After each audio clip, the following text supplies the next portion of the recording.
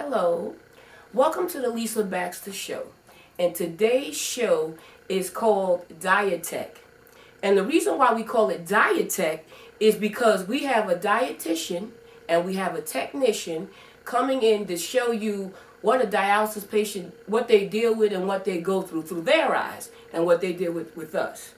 Okay, so today's guest, one of my guests, is Maria Noble, the dietitian. Hello, Maria. Hey, Lisa. Thanks for having me. I'm glad to have you, girl. I'm glad to have you. Is that red you got on? We the red girls today. We the red girls, right? I love that color. Now, what can we start with first?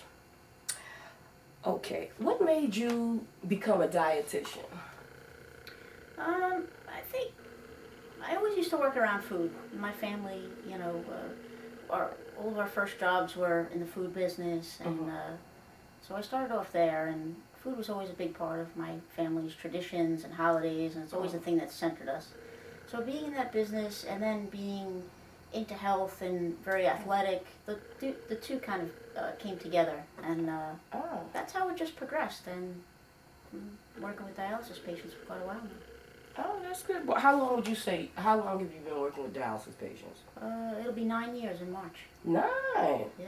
That's a good number. Yeah. Good. 9. That's a good number. That's a good number. My most favorite job ever. Really? Well, what was you doing before that? You was always a dietitian, or I you was was a something else? dietitian, for quite a few years before, but mostly working in hospitals, nursing homes, long-term care, things like that. Okay. Well, that's good. You're giving back to the community, I see. You're giving back to the community. I'm trying. Yeah, come on now, come on. I gotta give you your props, give you your props. Now, what would you say is easy about your job? Easy, smooth. Definitely have a captive audience. They're at the dialysis center for a few hours every time they come. So, patients are usually always glad to see somebody come sit down next to them and talk. So that's the easy part. That's interacting with patients, yeah. Okay. Well, you seem like a people person. You know? I think I am. Yeah. You seem like I'm always glad to see you. You know, I love it when you hand me my report card. You know, especially when you tell me it's good. It's always good. You know, so I'm glad to hear that. You know, but I know you would set me straight if it wasn't. So I like your honesty about that. You know, not just because I'm a patient advocate or a patient period that you would treat me any other way, but tell me the truth. So I like that about you. As an old saying, I dig that about you. You know, so this is what the report card looks like. And it has a lot of different things that tell us how we're doing month to month. Even though our blood is drawn every week, the report card is done monthly. And it tells us about the hemoglobin, about our clearance, you know, a little bit of this and that. So when she does sit down, she'll be handing you your report card. And she's going to tell you if you had too much fluid or anything like that. Right, Maria? Yep, that's the guide for the month. That's what we use that as to focus on what we need to work on with your diet each month. So it's a good guide. Yeah, it is. I was collecting mine for a good minute, but you know, almost being on dialysis 10 years they're piling up. They're piling up. What would you say is difficult about your job? I think the most difficult part is trying to reach people, patients that need to work on their diet, just for them to know the importance of why we're trying to get them to eat better or eat differently than they're used to, or take the certain medicines that they have to, or not drink as much fluid.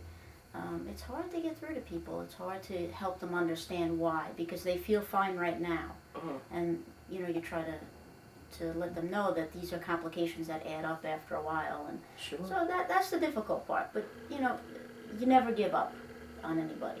Well, that's good. You're patient. I see this job. You have to be patient. Yeah. So you're patient. Things happen over time. It doesn't always happen like when you first started dialysis, right? Did you? It's like you didn't grasp all the concepts all at once. They kind of made sense over time. Well, the hardest thing was the water thing. I think I cried a whole bunch. Because I didn't have any children yet, and the fact that the water.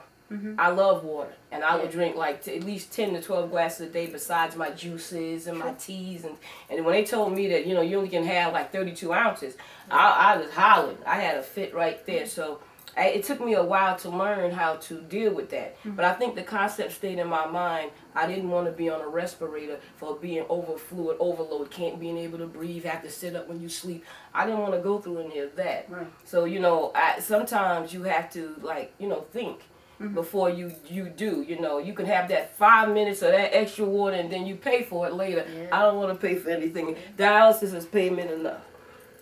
So it's payment enough. The fluid is a tough area. Oh yeah. Oh yeah. Definitely.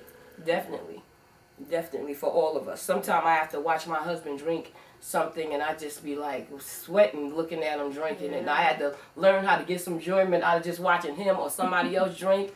That's not easy. Or chew gum, has suck a mint, or have 4 ounces and spread them out, or 6 ounces and spread them out, or suck some ice. All kind of little tricks you try to learn.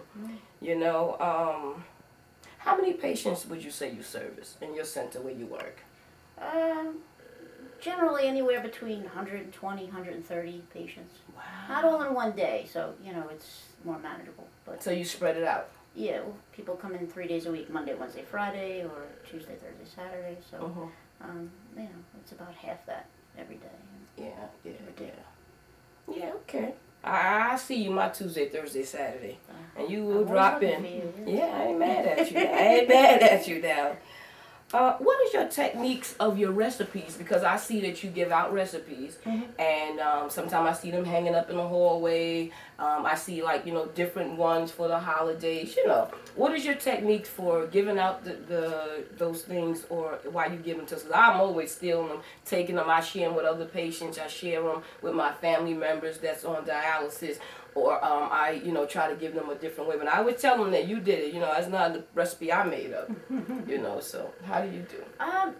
They're just recipes that I collect from different spots off the internet or from cookbooks that we've put out, or all different resources. I do not invent any of the recipes. I just pick out ones that are simple, that I think foods that most people would like and could share with their family. Okay. And I put them out, like you see, on that recipe board every month, and I try to, put something out that, like a meat, a starch, and a vegetable, like almost a whole complete meal, and a dessert, because you have to have dessert. I see the cookies on there. Yeah, so I try to put those out, and, we're always telling a lot of patients what they can eat, because there are a lot of restrictions, there are a lot of things that you have to cut back on. But I like to at least give people what they can eat.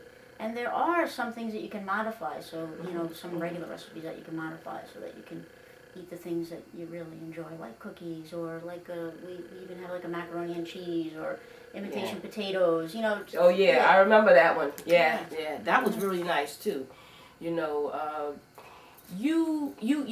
also are diabetic friendly, your recipes, and high blood pressure friendly, or if they have any heart condition friendly as well, not just dialysis, even though that's where we are. I also see that you have things about phosphorus, and you have little things we could put on the refrigerator, little guidelines and little things. Tip sheets. Yeah. It's not easy to remember everything all the time. Yeah. I know for myself, I have literature around my house that reminds me of the things that I need to keep doing each day. So, patients are no different. And this is a lot to manage, so it's always good to have resources around. And there's plenty of them out there, so we just keep giving them out, and everybody learns differently. Some people learn through looking at pictures, some people learn through reading, so, you try to do something, and some of it sticks. I know that's right. I know that's right.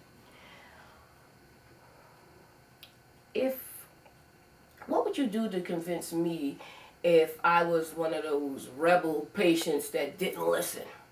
What would you do? Talk to me. How would you convince me? Show me your expertise. Hit me. That's a really good question. And for everybody, it's different, what I would do with a patient. But, the thing that you always want to, the thing I always start out saying is, I'm telling you this not because I want to lecture you, but because Yes. I care about you. Because we really do care about each and every single patient. And it's not that we're trying to, scold you for eating the wrong things or doing the wrong things. So I just always try to impress that upon people that I work with. And, really, my job is to educate you on why, we need to follow certain things like low phosphorus, potassium, and things like that. Because those complications will harm you. Yes. You're more prone to be sicker and not, live this life that you want to lead, this fulfilling life that you want to lead. So, you try and help people understand that there are complications, and how to avoid them is to follow these suggestions. Yeah. And you're not going to do it perfectly. Not 100% of the time, and we don't expect you to, but most of the time, if you can follow this, you'll really, live a healthier life, a better life on dialysis. Wow. And stay healthy so that you can get that transplant. Yeah.